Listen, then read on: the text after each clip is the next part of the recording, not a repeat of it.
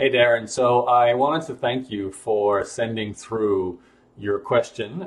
It's such a good question. I'm hoping you'll also let me share this video with my audience because I think the answer I give you will be really helpful for a lot of other people. So I do want to thank you for sending it in because I think we can really motivate a lot of people. So let me first read out your question.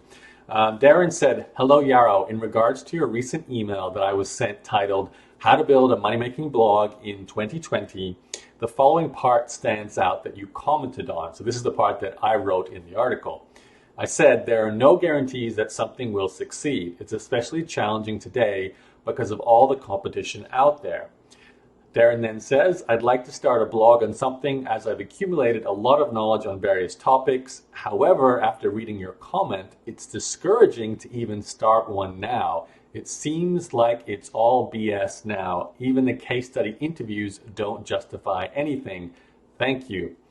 Okay, so a couple of things I want to reply to first of all. First, I want to acknowledge the fact that my comment is completely accurate. It is competitive now. The thing that's worth noting, although it is the most competitive environment we face today, it's been competitive all the way back from when I started. When I started, then when people who I taught over the years started, and when I say that, I had people start in 2007, 2008, 2009, 2012, and so on. Every single year, people were taking my course, or even if they're not taking my course, there are literally thousands of people starting some kind of online business. So it is possible to succeed despite whatever level of competition there is, but it is important to acknowledge the truth that you are doing something challenging. Starting a business is challenging. There's more failures than successes out there, and that's important to really take on board. But what's more important is to understand that there's no way, if you want to have the kind of independence that a business can give you, that you can avoid that issue, and you have to overcome it. And the way to overcome it is a mindset battle. It's got nothing to do with the reality out there. It can be super competitive. There can be people doing exactly the same thing as you. You can have all these doubts about your skill set, whether you've got the talent, whether you've got the money, whether you've got the timing, all these sort of negative thoughts and feelings that you will experience and continue to experience. As I said in my article, I still have those feelings and thoughts and doubts anyway. But what matters is you overcome them. And I'll tell you what has really worked well for me, all the way from the very beginning when I was also dealing with these doubts, when I was also saying things like what you're saying, it's all BS, it's not possible to succeed. I told myself, and this was a real mindset shift that's important to make, I will not see anything as a failure. I will see it as an experiment to learn what works. So I had several websites that I started that went nowhere, but I learned by creating those websites that I just totally chose the wrong topic. And that was an eye-opening experience. Then I had a successful website, but it didn't make the kind of money I wanted to make. And I knew why. Again, it was the product I was selling. Then I had a successful business that gave me a full-time income, but I didn't like the subject. So I kept refining my process. Now, I didn't call any of these things failures. On some level, they were. Some of them definitely were. But they were stepping stones to make me reach the point that I was ultimately trying to get to. A business I love, the money that I was, hoping to make, and even more eventually. And then, something that I enjoy doing and passing on to other people. And of course, a business model that I also enjoy, which you know very well, is blogging and information marketing. You wouldn't be listening to me otherwise.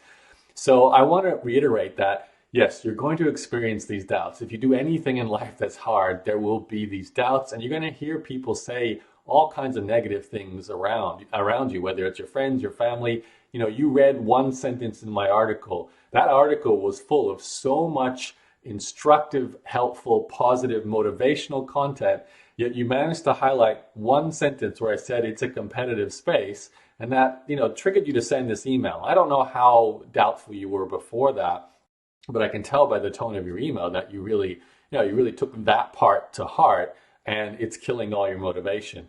You have to watch out for that because that's going to keep happening. You're going to keep seeing the negative things. And if you let yourself take that on board, you're going to kill any project before it starts. What matters is you make the best, smartest decision you can today with whatever resources you have. You said you've accumulated a lot of knowledge on various topics.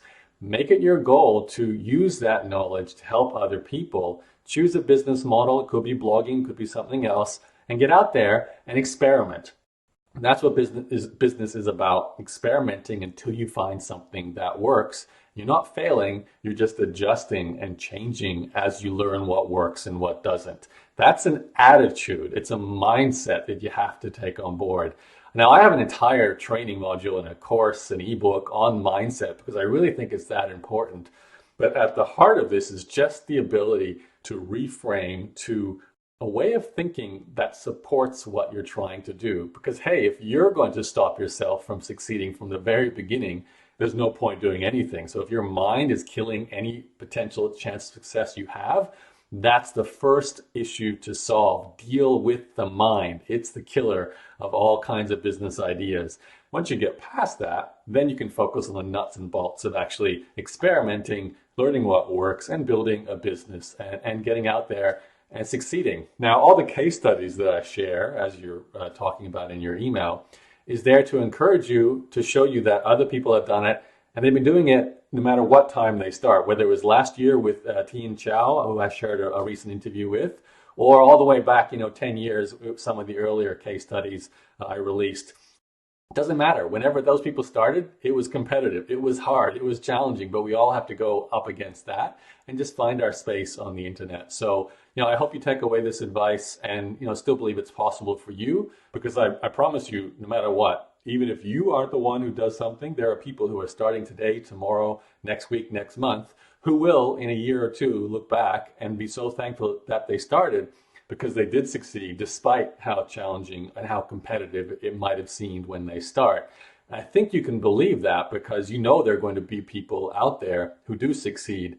What you have to get over is the self-doubt, the belief that you won't be one of those people. And that's just a mindset shift, and your confidence will grow as you get more experience. So treat everything like an experience-gaining experiment, and that's the path forward. Take what works on board, and then just get busy doing work. Okay, Darren, I hope that helps you. I hope that helps anyone else listening as well. It certainly helped me. I adopt that mindset. I'm adopting it now as I start a new project, going to experiment, going to try and make it work, and get out there and enjoy the process. That's the most exciting thing for me, is it's fun to do this, and it should be fun, and it's up to you to make it fun. So good luck, Darren. Good luck, everyone.